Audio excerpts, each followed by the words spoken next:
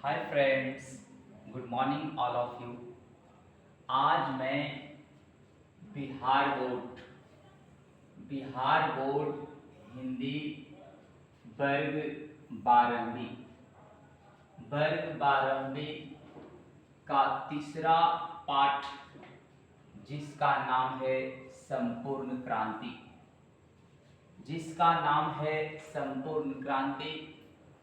का परिचय देने जा रहा हूं। तो सबसे पहले हम वक्ता परिचय की बात करते हैं, क्योंकि संपूर्ण क्रांति एक भाषण है, एक स्पीच, एक भाषण है। तो जो इसके वक्ता हैं, जो इसके स्पीकर हैं, उनका नाम है जयप्रकाश नारायण। जयप्रकाश नारायण का जन्म 11 अक्टूबर 1902 ईस्वी में हुई थी और उनका निधन 8 अक्टूबर 1979 ईस्वी में हुई।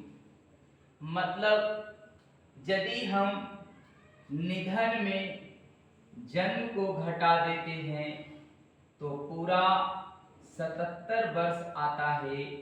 इसका मतलब है कि जयप्रकाश नारायण 77 वर्ष की जिंदगी को जिए। जन्म स्थान सिताब दियारा, जो गांव का नाम है, एक गांव है सिताब दियारा, जो कहां पड़ता है?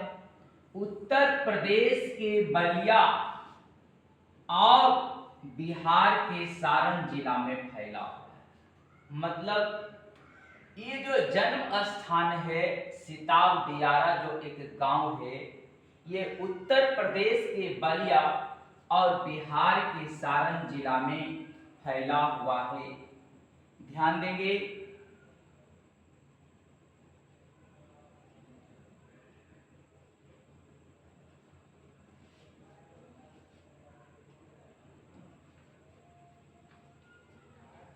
पुकारू नाम, इनका पुकारू नाम बचपन में लोग बाउल बाउल बोलता था, इसलिए इनको बाउल नाम था। पुकारू नाम इनका बाउल था। जब ये बड़े हुए, अर्थात बड़े होने पर जेपी नाम से प्रसिद्ध हो गए। बचपन में इनका नाम बाउल था, लेकिन जब ये बड़े हुए तो ये जेपी नाम से प्रसिद्ध हो गए। अपनी जनपक्षधरता के लिए लोक नायक, मतलब लोगों के नायक, लोक नायक मतलब लोगों के नायक के रूप में प्रसिद्ध हुए। इनकी माता के नाम था फूल रानी, माता का नाम फूल रानी, और पिता का नाम हरसू दयाल। माता का नाम फूल रानी, पिता का नाम हरसू दयाल, और पत्नी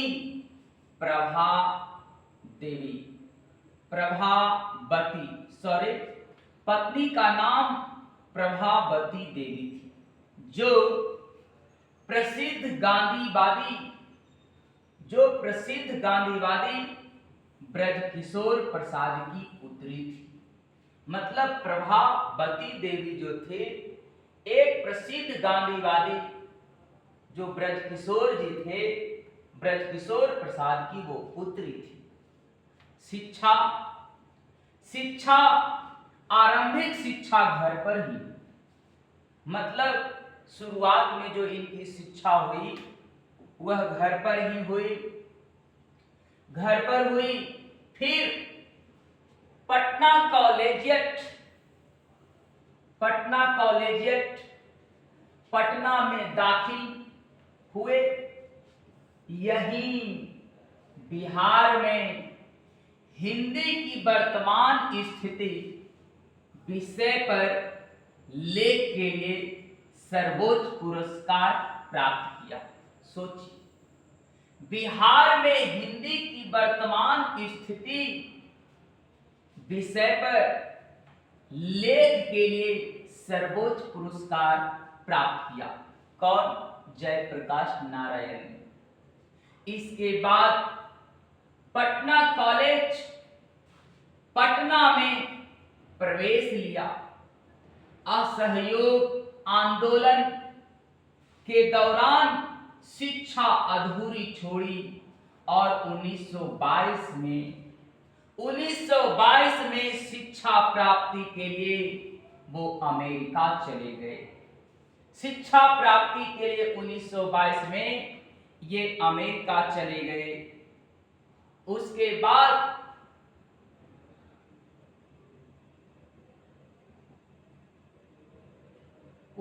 बाद वहां कैलिफोर्निया, बर्कले, विस्कसन, मैडिसन आदि कई विश्वविद्यालयों में अध्ययन किया। अमेरिका गए और वहां कई विश्वविद्यालय में अध्ययन करने का काम किया। मार्क्सवाद और समाजवाद की शिक्षा यही ग्रहण किए। मार्क्सवाद और समाजवाद की शिक्षा यही ग्रहण किए। मां की अस्वस्थता के कारण पीएचडी न कर सके और देश लौट आए। पीएचडी नहीं कर सके क्योंकि इनके मां अस्वस्थ हो गई थी, तो उस दौरान ये पढ़ाई छोड़ करके देश वापस आ गए। राजनीतिक जीवन को देखते हैं, पॉलिटिकल लाइफ को, तो 1929 में कांग्रेस में शामिल हुए और 1932 में सविनय अवज्ञा आंदोलन। कौन आंदोलन? सविनय अवज्ञा आंदोलन के दौरान जेल गए। जेल के बाहर निकलकर कांग्रेस के अंदर ही कांग्रेस सोशलिस्ट पार्टी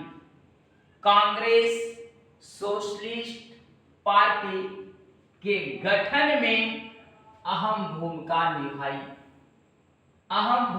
निभाई और 1943 में भी जेल गए और 1942 के आंदोलन से विशेष प्रसिद्धि मिली। यानी इनको जो पॉपुलर होने का काम मेन रूप से हुआ वो 1942 के आंदोलन से हुआ। ये प्रसिद्ध 1942 के आंदोलन से हुए।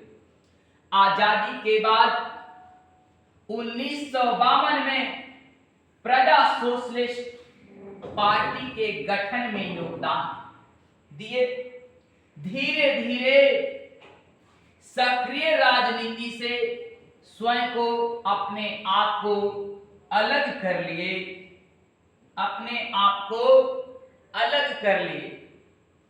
अब 1954 में विनोबा भावे के सर्वोदय आंदोलन से जुड़ गए और 1974 में छात्र आंदोलन का नेतृत्व किया और आपातकाल के दौरान जेल गए।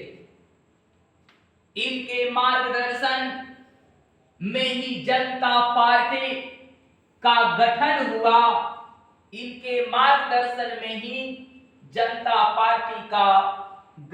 हुआ। कृतियां हैं, इनकी बहुत पुस्तकें हैं जो काफी पॉपुलर है। रिकंस्ट्रक्शन ऑफ इंडियन पॉलिटिक्स, इसको याद रखना है। Reconstruction of Indian politics. और ये बहुत सारे डायरी भी लिखे, कविताएं भी लिखे इनको सम्मान भी मिला, पुरस्कार भी मिला। 1965 में 1965 में समाज सेवा के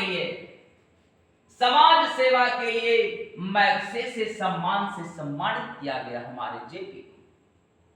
और 1998 में 1998 में भारत रत्न से सम्मानित किया गया।